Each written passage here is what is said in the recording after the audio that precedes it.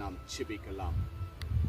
அன்புள்ள பிதாவே, அருமையான இந்த நல்ல நேரத்திற்காக ஸ்தோத்திரம் அப்பா. கர்த்தாவே, என் விண்ணப்பத்தை கேளும். ராஜாவே, என் வேண்டுதலுக்கு நீர் நல்ல பதிலை கொடுங்க என்று பக்தன் தாவீது கேட்கும் பொழுது சத்தத்தை கேட்டு ஆண்டவரே, தாவீதுக்கு எல்லா நன்மையும் கொடுத்து எல்லா ஆபத்திலிருந்து விலக்கி பாதுகாத்தது போல இப்பொழுது கர்த்தாவே, உம்முடைய பிள்ளைகள் இந்த ஆன்லைன்ல பார்த்து கேட்டுக்கொண்டிருக்கிற எத்தனையோ விண்ணப்பங்கள் காணப்படலாம் ராஜா. அநேக விண்ணப்பங்கள் அநேக தேவைகளுக்காக ஜெபித்து கொண்டிருக்கலாம்.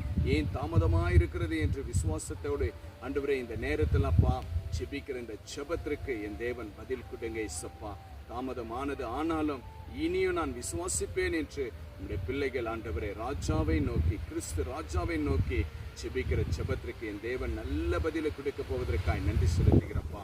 யாரெல்லாம் ஆண்டவரே அநேக விண்ணப்பங்கள் ராஜா, திருமண காரியத்திற்காக, வேலைக்காக, படிப்புக்காக, ஒரு வீடு வேண்டும் என்று, ஆலயம் வேண்டும் என்று, ஆண்டவர் ஆத்மா வேண்டும் என்று அநேக பாரத்தோடு விண்ணப்பம் வைத்திருக்கிற ஒவ்வொரு பிள்ளைகளுடைய வாழ்க்கையிலும் என் தேவன் பெரிய அற்புதத்தை செய்து ஆசீர்வதிக்கும்படி இயேசுவின் நாமத்தினாலே கேட்கிறப்பா.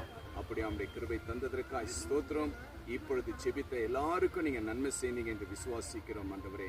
இதை பார்த்து விசுவாசிக்கிற பிள்ளைகள் மேலும் கரம் இருக்கட்டும்.